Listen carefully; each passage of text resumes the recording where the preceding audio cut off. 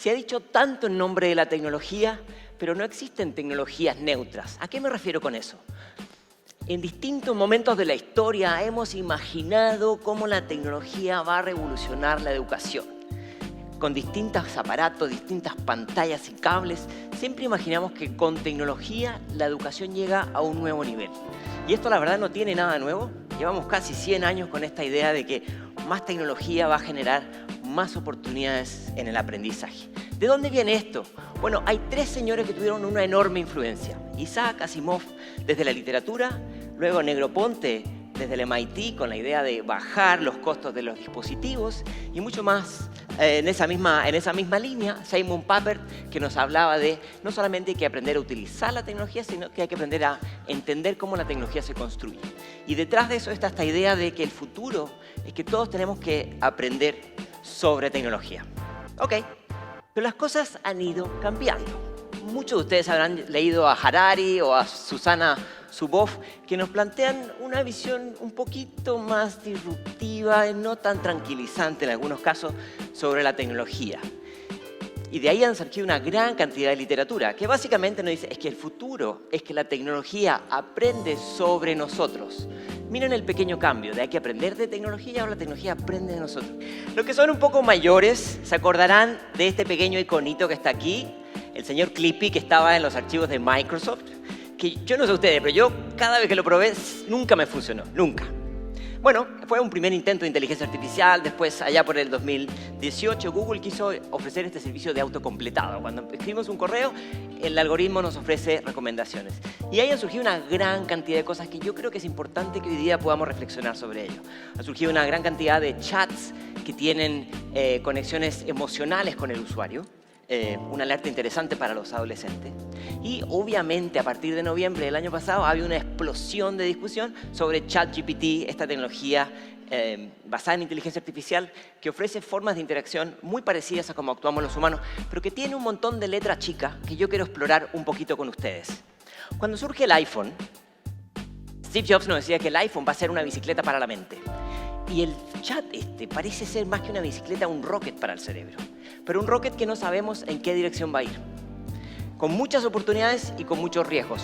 Y riesgos no solamente dentro de la educación, sino que algunos riesgos inesperados. Por ejemplo, esta empresa que se ha dedicado a hacerle las tareas a los estudiantes, a escribirle los ensayos a los estudiantes, a hacerle los exámenes a los estudiantes por una módica suma mensual, increíble que estas cosas funcionen. Ahora se están quejando que la gente no está contratando su servicio porque la gente está usando ChatGPT. ¿Qué les parece? Ya nadie sabe quién gana y quién pierde. Pero es evidente que este tipo de herramientas tenemos que tenerlas en el radar. Yo no digo que hay que usarla o que no hay que usarla. Lo que tenemos que hacer primero que nada es entenderla. Porque evidentemente, si ustedes hacen una pequeña exploración, empiezan a encontrar que esta herramienta permite procesar texto, resumir texto, sintetizarlo, escribirlo en una voz pasiva, en una voz activa, escribirlo en otra lengua, etc. La cantidad de funciones que ofrece es abismal. Les recomiendo echar un vistazo a esta publicación de UNESCO que nos da algunas listas de algunas de las cosas que sería bueno explorar en educación. Por ejemplo, un buen uso de esta herramienta puede hacer una crítica constructiva a un estudiante, le puede dar retroalimentación, puede ser una suerte de motivador o un evaluador de algún ensayo que está escribiendo un estudiante. Esos son evidentemente potenciales usos positivos. Pero como se podrán imaginar, en esta vida hay un poco de todo. Antes de seguir con GPT, quiero decir que evidentemente esto no es solamente un chat. Hay mucha otra inteligencia. Por ejemplo, tenemos DALL-E, allá a la izquierda arriba, ¿no? Es un algoritmo que lo que hace es, imagina cómo podría ser la extensión de una pintura del año 1665 en base a otros registros históricos. Fascinante. O Runway ML de Machine Learning, que lo que hace es, toma una imagen, toma un contexto y construye un video de algo que nunca habíamos visto. Sorprendente. O lo que está haciendo, por ejemplo, Spotify. Spotify ahora los editores de música, los que hacen las playlists, usan los algoritmos para complementar. Entonces, están haciendo playlists algotoriales, editoriales y algoritmos. Capacidad tecnológica y capacidad humana. ¿Es bueno eso o malo? Bueno, va a depender del contexto. En educación también se está utilizando. Muchos de ustedes, yo también, a veces utilizamos correctores de ortografía que están basados en algoritmos. ¿Dónde está el problema? Que a veces los algoritmos nos hacen cometer errores. porque aceptamos recomendaciones que no son apropiadas y entonces cometemos falsos positivos.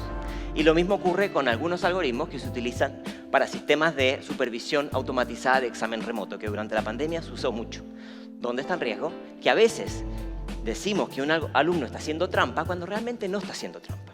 Entonces, entender las limitaciones de los algoritmos es tremendamente importante en un mundo que está cambiando de manera rápida. Bueno, entonces, la fotografía es media complicada porque si tomamos la pastilla azul de utilizar GPT o si no la utilizamos, es una decisión no tan sencilla. ¿Por qué? Porque estas herramientas son un riesgo a la privacidad, ofrecen sesgos, responden en base a la información que fue entrenada, alucinan, a veces dan información que nunca fue entrenada y también generan ruido, es decir, a dos personas que hacen la misma pregunta da respuestas distintas. Y esto evidentemente ofrece una serie de retos para la educación.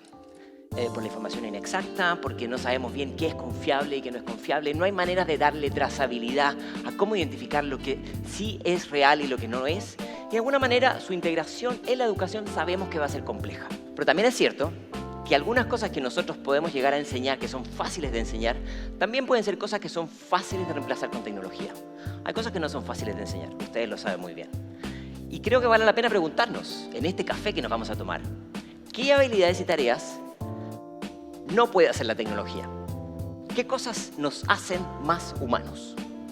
Una de las preocupaciones que yo tengo es que en un mundo digital existe un enorme énfasis por transferir información como si ese fuera un sinónimo de comprender. Y transferir información y dar fotocopias o archivos en Drive, da lo mismo, es ofrecer oportunidades para conocer, que no necesariamente es lo mismo que comprender.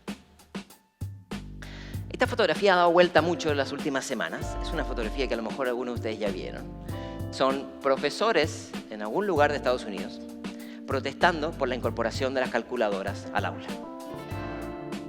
Y unos cuantos años después aparece un artículo en la revista Nature protestando porque hay científicos que están publicando artículos con el uso de GPT. Yo no quiero defender ni criticar esto, no hay tiempo para eso, no es necesario. Para eso hay otras personas. Mi única función es decir, tenemos que reflexionar entre la tensión que existe entre el cambio tecnológico y la capacidad institucional de enfrentar estas transiciones.